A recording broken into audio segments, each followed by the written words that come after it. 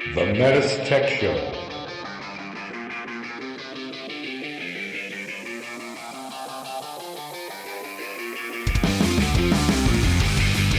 Welcome to the METUS Tech Show, a show for HVAC professionals by HVAC professionals. The METUS Tech Show. Mitsubishi. So have you been to the Café du Monde? I have never been there. Never been there? Nope. No, you have to go there. It's good stuff. Yeah. So we've had the beignets here at the hotel. The what? The beignets. Beignets. How can you spell that? Beignets. Oh, God, you don't even ask me. No, I don't think. I think it's BE. No, it's B-E-I-G. I should have known to ask Paul how to spell something in French. I didn't know there was going to be a test first thing. But they're basically these little sugar-coated pastries. Pastries, yeah. I don't know. The people would call them donuts, but it's calling it a donut. They're just square donuts. No, they're No, not. So much more no, than they're more than that. Yeah, the ones at the hotel are really good. No, yeah, but when you go to they're the not a Café du Monde. No, Yeah, Café exactly. du Monde is where people go to get one. Because that's where it all started, right? I don't know where it all started. But Yeah. I'm just Well, I glad think that that's where the everybody- beignets came from. Yeah, and the coffee there is pretty good too. Yeah. Is it? Anyway, All right. welcome to the METUS Tech Show. I am Paul Shavs. With me is Juan Cardona. I'm the technical instructor at our Ohio Training Center. and Juan. What are we going to be talking about? We're going to talk about static pressure. Static pressure. And joining us today, our special guest, Chris Morin. Chris, welcome again. Thanks, Paul. Appreciate it. All right. Real quick, for those who don't remember the last time you were on, tell us what you do. Oh, yeah. So I'm actually the regional sales manager in Eastern Mass and Rhode Island on the residential side for Mitsubishi. And I also operate HVAC Pro Blog in my spare time. Okay. I love it too. Nice. Okay. Thanks. And Scott, tell us who you are. My name's Scott Tallman. I am the technical instructor out of Suwanee, That's why. Thanks. And, Where's Swanee located? Atlanta, Georgia. Atlanta, Okay. Georgia. Well, Swanee is north of Atlanta. Yeah. And we're actually in New Orleans this week, hence the beignets, and we're at our national sales conference. We also have a bunch of nurses here for a different conference. And Juan, stop grabbing your chest every time they walk by. It's getting embarrassing. So, anyway, Okay, Paul. we're going to talk about static pressure. So everybody, not everybody, but a lot of people think of us as a ductless company. Can we Correct. say we're a ductless company? No, not anymore. No, not at all. Not anymore. We have ductwork. So what is the important thing about ductwork that we have to keep in mind? Static pressure. Static pressure. Correct. Because Yep. if the static pressure is off, then our airflow is off, and we don't get enough CFMs, which is everybody knows what that is, cubic feet per minute. Then we don't get enough cooling. No. Yeah, but with static pressure, it actually paints you a story about the entire system. I mean, I start and finish. My background, I have test and balance 15 years. So when I did a job, I relied on static pressure. So, yep. That's right. Yeah, all right. And we have a couple of units in our residential lineup that we attach ductwork to. Correct. What are they? We have several. I'm not sure. We have a multi-position air handler. Yeah. We have some concealed ducted units. And we now have just presented our PAA IntelliHeat A-Coil system. So the multi-position air handler, the SVZ. SVZ, yep. And then we got the concealed units, the SEZ and the PEAD. PAD, yeah, correct. And then the PA, the IntelliHeat coil. Yep. And that's designed to go on top of any gas furnace. And the gas furnace. Correct. And this is nothing new. We've been putting A-coils on gas furnaces for decades. Yes, I've been adding heat pumps to gas furnaces since back in the early 90s. Right. Dual fuel system. Yep. So I'm a contractor, and I got this coil I want to put on a gas furnace. What do I need to know? There's a long list, Paul. Well, I was like, where do we start, right? Okay. Let's keep it to Start with the focus basics. with ductwork. Let's Yeah. just stick to the ductwork. I think fan law number 2. You got to start with understanding when I add a restriction to the ductwork. Correct. What's the new volume of air going to be, or what's the new static pressure going to be if I have an ECM motor that can handle it, right? So you can't just throw an A-coil on top of a furnace that was had ductwork designed for that furnace alone, and expect that you're going to get the volume of air, or you're not going to crack a heat exchanger. Man, you're giving me a trip to memory lane talking about fan law 2. That's what I that's a did. little When I ways saw away. that, I'm like, man, fan law 2, I've not seen that in a minute. So Yeah, and to add to that, Chris, we also know that for gas heating, we're dealing with lower air speeds or lower CFMs for heating only appliances than we do now with air conditioning. Yeah, well, in the design process, it really depends on what part of the country you're in that instance, right? Okay. Sometimes high efficiency gas furnaces, because of the heat loss in the Northeast, might be a higher volume of air volume, than the cooling load. Good point. So depending on where you're working, there's no rule of thumb for this. You're going to have to know the fan line. You're going to have to take measurements before you sell and install a system that you're just adding on to. Okay, so obviously we're audio only, but let's talk about the measurements. Yeah. Right? How am I going to do that? All right, so for our A coil, on a furnace, the best two locations where you're going to take is right below let's talk about the return, right? So we'll take a static measurement right in the return. Now, if there's a filter, you have to be in between the filter and the furnace. That's the best place to take it. Then the next part is probably the most confusing of all for contractors, because what they'll do is they'll actually just drill a hole right after the A coil, and that's actually a misreading. What they need to do, a true static pressure reading for an A coil, it needs to go right into pretty much right in the middle, right below where the air goes right before the heat exchanger. Between the A coil and the furnace. Exactly. Yeah. Yeah. And then that's how you get your total external static. Yeah, I actually I used to pull the limit switch. Put a piece of tape that's over what it. I And that's a good way to put it. Just be careful. A lot of guys, if they're using a static pressure probe, you have to make sure that point is pointing into the airstream. Into the stream. Yeah, exactly. so that we don't measure velocity pressure instead of static pressure. And that happens quite a bit. Yeah, it's a lot higher. It bounces around on you. It does. Obvious. So I'm old. I used to use a YouTube and a ancient. Magna Helix. So we got better my tools God. than that now. Okay, I know what those are. Keep filling it with water. There's Yeah, nothing it's wrong. static. Yeah. Yeah, There's nothing wrong with the Magna I actually Helix. use the sling psychrometer, spin it around like a lasso. So what are we using today? Yeah, dual input manometers that have a good resolution that can measure pascals. It's the metric version of inches of water column. Yeah. If that manometer, I personally have used every brand, but if that manometer can read out pascals, the resolution's low enough to get to the 100th of an inch. Wow. That's really where you want to be when you're measuring residential ductwork. And Scott, you scared me when you say drilling holes. Anytime we're drilling holes into ductwork, I'm always worried that somebody's going to hit the coil. So my best suggestion is get a step bit, right? So that way you can only go in so much. Yeah. Or what I used to do out in the field, tell my guys back when I did was out in the field, was if they do use a drill bit, get a PVC pipe and then put it on top of their drill bit, and they can only drill so much into the ductwork. It's like a block off for it. Right. Yeah, that and don't drill into anything painted. There's usually something important on the other side of something painted. Yeah, that's And before we go on, we need to know, which we can't take anything for granted anymore. How is static pressure measured, or what is it measured in? Yeah, so it's measured in inches of water column, right? So that, not to be a long throwback here, what Paul was saying, they actually used to measure it with the pressure of the air would move the water in a U-tube manometer a certain number of inches, and it'd be inches of water column, right? Yeah. Now it just reads out on a digital manometer. Right, it's more and accurate and quicker. I'm glad you said the U-tube manometer, because that's what I started measuring static pressure with, because I use it for both gas pressure and static pressure. Yeah. And the YouTube manometer has nothing to do with the social media site YouTube. Just to be clear. Yes. I don't want to be sued out there. So okay. All right. So what else? So we're talking about static pressure. So duct sizing plays into that. Yeah, that's one part of friction loss, right? So you need to have you need to start with what your system is rated for, your external static pressure that you can handle, that you're going to design around, right? But you also need to deduct all the component losses to find out what's available. And that's just the top side of the friction loss equation, right? So that's another misconception out there. A lot of people misuse duct calculators. They think it's static pressure, or they have rules of thumb that they use. They don't do the calculation. Yep. Friction losses on your duct calculator, it's at 100 feet. So if you have an equivalent length of more than 100 feet or less than 100 feet, you need to adjust for that.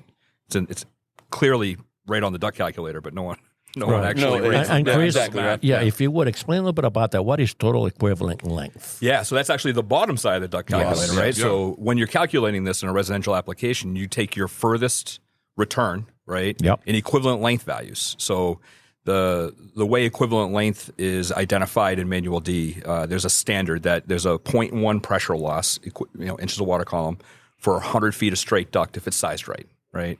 So if it's really hard for the air to make a turn in a piece of duct, you have more pressure loss.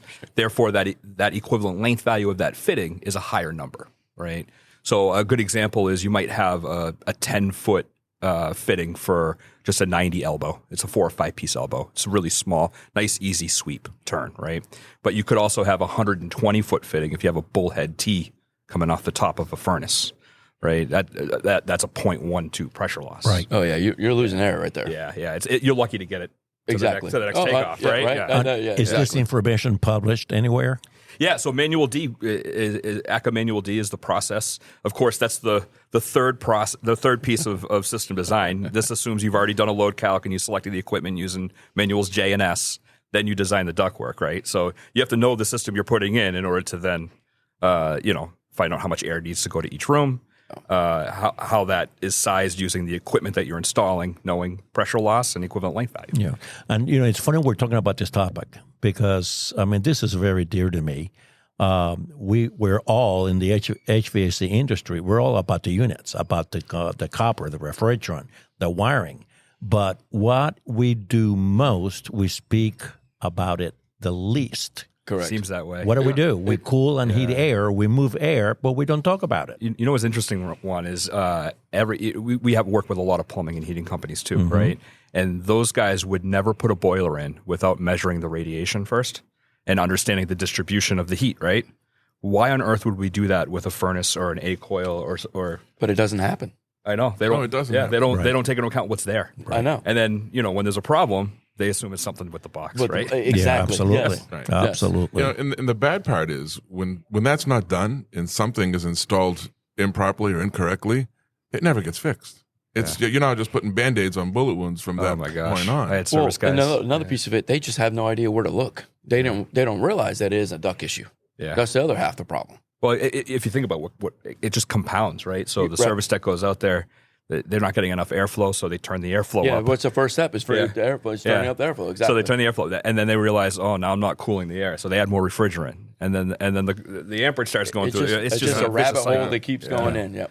So how do you effectively calculate friction loss accurately? Yep. So what you would do is take your available static. Okay. So that's you started with what your system was rated for. Usually it's half an inch of static or 0.7 or 0.8 on an SPC, right? That's the maximum. Ideally, we don't design around maximum. Usually medium, high. We need the service guys to be able to turn the fan speed up. That makes sense, right? All right. So you start with that, and then you deduct all of the components that the air has to pass through. So a great example would be we have a furnace. Maybe it's rated for 0.5 inches of water column on medium speed, right? We have to deduct for the air that goes the pressure loss of the air filter, right? Yep. If we're not using the rock catcher that comes with the furnace, right? So that's usually like a 0.1, 0.15 pressure loss for a normal MERV 7 filter, right? Yep. We have a pressure loss for the A coil that now the IntelliHeat we're going to add to that furnace. Yes. That could be a 0.2 pressure loss, right? Then you have a balancing damper, a supply register, a return grill. That's actually a standard out of Manual D. It's 0.03 a piece for one of each of those, so 0.09. So you add up all those component losses, you minus it from what you start with, and then you end up with what's available. So in that example, I'll just round up. I'm not going to do the math here, unless it's commissions. I have a tough time doing it without calculators. But let's say it's 0.2 that's available. Yeah, hopefully it'll be a positive number. Yeah, right. Yeah, that's one. Yeah, if it's not positive, there's no amount of ductwork you can touch the system. Yeah, Remove all the ductwork. yeah, positive 0.2. There we go. All right, and then you're going to multiply that by the constant of 100. That's the top side of the equation. And then you divide that result by the total equivalent length of the longest run. And that gives you friction loss. And friction loss should be somewhere between 0.06 and 0.16. Now, we're saying longest run. Is the longest run on the return or on the supply? The longest return plus the longest supply. Okay, all right, okay. Yeah. I see And that. in equivalent length. So sometimes it's the one that's furthest away, but maybe the one that's furthest away has a really nice side takeoff off the trunk, couple sweep 90s. It's really easy. Maybe the one that's 2 or 3 before that goes off the top of a trunk and up an outside wall to the second floor. Obviously, that's not the furthest away from the air handler, but in equivalent length value, it's the longest. It is the longest, yeah. Okay, awesome. That's great. Right. So, Chris, I'm sorry. Go ahead. No, go am ahead. I doing this? So, I'm the guy selling this. I want to sell this customer in a dual fuel and IntelliHeat coil. Yep. Right? Am I doing all this before I even do that? I mean, is this done at that point, or is this done after I put the coil in? Or both? So what you want to know is that the coil is going to work Right. with the air handler or the furnace that's there, right? The blower that's there. So you need to know what that blower is rated for, and you need to know when I add this additional pressure loss, what's the friction rate going to be, and if that ductwork can handle it, right? So what you don't want, Paul, is like you're saying, you sell a system, it's installed, and then you find out the problem. Right. All right. Which is too late then. Yeah. Then you're losing money. Right? Yeah, absolutely. So, absolutely. I think understanding fan law number 2, like we talked about at the beginning there, that when you increase volume of air 10%, it increases the static pressure 21%. Plus the power factor. Yeah. Which is very rarely considered. Right. I mean, you put a system into poor, shoddy ductwork, you're doubling, tripling, sometimes even beyond that, the power consumption of that motor. Yeah. And it's something as simple as adding an A coil. You think you're doing something great, and you just kill the heat exchanger, ran the electric bill through the roof. Yep. I mean, there's or just kill the blower motor or the control. Absolutely. Right? So, ideally you would know ahead, but I understand there's a lot of sales guys out there that don't measure static pressure for sure. Right. Ideally, this is a lead that's turned over from your service department. Maybe they can measure it if it's a good lead for an IntelliHeat. Or they're keeping track of that. I mean, my service team, when I was a service manager, we used to measure static pressure and temperature rise on every single furnace. It's a great practice. When I was in tech support, I would ask contractors that would tell me I've got performance issues. I would ask them, well, what's your airflow? I said, the response was, I can feel it about 2 feet off the floor. So that tells me a lot. Yeah. That's velocity. That's not airflow. Exactly. You're licking your finger and you're like, I feel it. Yeah, you're good. Airflow's good. Airflow's good. That's how I know if I'm aiming in the right direction when I'm playing around a golf. It's not the same. So, Chris, tell us a little bit about, because we've got all 3 types of systems. We've got a low, a medium, and a high static system. So tell us a little bit about that. Yeah, so the SVZ and the PEAD, you can design using just normal rules of duct design and manual D. All of that process applies. You can do an entire floor with the static available in those 2 systems.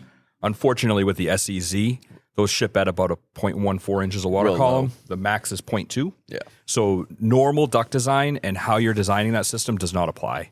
You have to do some special things with the SEZ. So as an example, with available static, you have to have at least 0.06 available when you do your deductions starting at 0.2 in order to have enough pressure to make the friction loss calculation work, right? If you have less than 0.06 available, the math's not going to work for you.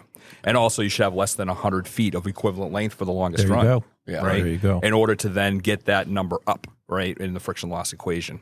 So if you don't meet those 2 minimums, SEZ is not going to be the And I explain that in when I do my classes. Yeah. Understanding about that ductwork, sizing your ductwork for the SEZ is very important. It is, and how you lay it out, right? So we do some things with the SEZ we would never do with a full static air handler. Like most guys will put a box on the front of an SEZ and take those takeoffs right off the front of the box, right, to keep the static pressure loss really low and the equivalent length low. So the air's straight. There's no big pressure losses of trying to make a turn coming off the box on the top of a box or something. Right. So, yeah. Is there a place where contractors can go to find these numbers that you're speaking of? My link drive, everybody's favorite, right? Yeah. So you go to the submittal. You should be designing around medium or medium-high speed. Unless you're working the SEZ, I would assume if you're going to connect any ductwork to the SEZ, you're going to work on 0.2 on high speed. Yeah. So there's no magic. There's no secret. It's out There's there. no rule of thumb. Exactly. You're going to have to learn the math. It's easy once you do it a few times, just like using any tool or software, right? And I mean, personally, maybe I'm a little more old school like Paul. I like to use the worksheets rather than the stuff built into right sock, because there's so many things in the design software that are, preset that if you don't change, really messes your numbers They're not up. realistic. Yeah. And that's the problem you have with them. So we've talked about static pressure. We've talked about friction loss. We've talked about airflow. Now talk to us about diagnostics. Yeah. So once it's installed, right, Scott? That's where you come in, Scott. Once it's installed, it's a little harder to fix when you talk about ductwork, right? So, and of course, the first indication would be when you go to balance it, right? I think that's your background. Correct. Yep. Yeah. So that usually points out a lot of the problems on the diagnostic side. So when you're going out there and you think there's an airflow problem, or you think there's a pressure problem, or the air coming out of your registers are noisy or something like that, you got to start by measuring static pressure, like we talked right at the top, right? So if you can measure total external static pressure, it should match what you designed around, Absolutely. right? Correct. And then also you can tell once you get your external, a lot of manufacturers, you can put it on their chart to see what their CFM per ton is. Yes. And Yeah. So, some of our systems, most unitary products out there will be 350, 400 CFM per ton in the Northeast. Maybe a little higher if you're working in a climate like Arizona where you don't have to worry about a wet coil, right? Wet coil, yeah. Ours, we're as low as 320 CFM per ton. So, particularly with the PEAD. Yeah, I do see that with 320. I've seen it before. The PAA, and that's the A coil, the Intel heat. The range we're looking for is between 350 and 400. Right. But there's one application that we have to be careful with, and that is the downflow application on the A coil, which there's a note in the installation instructions. We don't talk much about velocity. Yeah. Okay, the design for that coil on a downflow application is 350 feet per minute or FPM. That's low. Yeah, Absolutely. Do you know why do we do that one? That's because of water blow off. Water blow off. I've done that more than once. Oh, What's interesting is that because the velocity is so high when you don't connect ductwork, Right. when the static pressure is that low, the air's moving really fast. I've done that in IT rooms, things. I've just got to get the thing running, and I come back the next day and it was blowing water all night. So the lower the static pressure, the easier it is for that velocity to be much higher. Yeah. Yep. What about? Did we talk about the air handler for a little bit? Go ahead. Yeah, we can. Yeah. So for our air handler, we have to set different speeds, right? Just like our other applications we have. But I've noticed that when for our air handler, what do you take our statics on that one? Yeah, so you're going to have to take it in the supply duct, and then, of course, and it would be before any turn, right? Right. Usually within a foot of the outlet of the air handler. And then if you don't change the filter that ships with it, then you can just take it in the return close to the unit. But if you're going to actually change that filter, a lot of people put like a filter box on by many manufacturers, 4 or 5 inch pleated filters. You're going to have to measure closer to the blower, right? Okay. So, if you don't measure in the right spots, you certainly could. Correct, and that's why I wanted to bring up with air handler because that's we move a lot of that product, so I wanted to make sure that's that the SVZ. SVZ, multi-position air handler. Right? correct. So what's interesting when you design around heat pumps, when it's an air handler, a lot of people design around higher static pressures because they think like they used to do furnaces and A coils, and they have all these pressure losses. But the coil that's shipped in the box with the blower is part of the pressure loss of that air handler. That's right. So you don't measure prior to the coil, even though it's a positive pressure coil, right? It's on the positive side of the blower. It's since that pressure loss is part of that box, you actually gain that in the design process, right? So you should not be designing with an SVZ around 0.7, 0.8 because the airflow is going to be so fast. Yes. And you have ductwork that's so small, it's going to be noisy. And the only time it's going to run correct is when it's at lowest speed. Right? So ideally, we're always at lowest speed, but you guys know how that goes out there. Yeah. And Chris, you mentioned this, and it's something that we take for granted is the filter. Homeowners will go to Lowe's or Home Depot, and they'll read the papers at 95% efficient, hypoallergenic. Yeah, they let furnace killer off of that. In a 1-inch filter. So let's talk about that because air handlers are rated with the factory filter, which I call chicken filters. Yeah, I call rock catchers. Exactly. I heard that. I have not heard that in a while. Wow. So, because then we go to a pleated 1-inch filter with a MERV 10 or a MERV 11. What do we do? Yeah, so you have to know the manufacturers when they ship that filter is to protect the system. Yep. It's not to clean the air, right? So as soon as you change that air filter out to something for indoor air quality purposes, you're going to add restriction to the system. Definitely restriction. Right. So typically, if you are going to use a 1-inch pleated filter, you probably shouldn't go above MERV 7 because the pressure loss of a MERV 7 filter that's sized right is about 0.15, 0.17, which most furnaces and air handlers can handle. If you were to go above that, like these ones that you can get at Home Depot and things like that, they have some of them don't even have a MERV rating. It's just some crazy particulate number. They don't have pressure loss listed on there. There's no charts. Not. All right, you might lose 0.2, 0.3. I've seen some really high numbers, and that's when it's clean. When it gets dirty, it gets even higher pressure loss, which is minutes later. Yeah, exactly. Yeah. And it cleans the ductwork like that, right? Yes. But we can get a pressure drop off the filter. Yeah, right. Just to see how much it is killing absolutely. the system. And it will be surprising how high the static pressure drop is. Yeah. Yeah, you know what's interesting? If you've ever been in service, you've always heard those ECM motors. They ramp up when those filters are dirty. Yes. Yeah. And then you open up that, say, return grill or something to take that filter out. comes It's right almost down. it's like the thing just gasps for air. Thank you. Oh, thank God, right? Yeah. So, and that's the fan ramping down with much lower static. You're hearing the velocity of the air when you're doing that. The fan's going to keep trying to maintain the same volume. Exactly. And the pressure just keeps, as you increase CFM 10%, the pressure loss goes up 21%, right? So, it's a vicious cycle. Then you'll replace it and it'll be dirty again next week. Right. Oh, and then we've got those customers, we've all been there when you ask them, when's the last time you changed the filter, and their eyes glass over. Like, what? Filter? Yeah. Last month. Brand Out new. of sight, out of mind. Yeah. They say last Exactly. month, I say what year? Yes, I exactly. changed it 3 years ago. It's fine. Well, So, guys- quick story. I had I did a test and balance job in New York sometime, and the last time that I went up and I had to climb, it was a water source heat pump. I climbed up to the ceiling and it was at a restaurant. I pulled the filter out, and the filter was dated 1991. Wow. I'm surprised it was in one piece. Yeah. It came out in pieces, but it was caked, obviously, but dated 1991. It was the last time it was I think probably when it was installed. So. Wow. We don't need those thinking filters. Well, guys, thank you. This is probably what I consider airflow is what I consider to be the most important thing about the heating and cooling system, and I equate airflow to blood flow. Airflow is to the system as to what blood flow is to our heart. We restrict that blood flow or airflow. We work harder. We're eventually going to give out. Yeah, that's why we need those nurses, right? Absolutely. I like how you put that in there, Chris. I like that. That's nice. They're all walking by right now. I'm sure you heard a little noise. Yeah, they're walking by Juan's right grabbing his chest. It's embarrassing.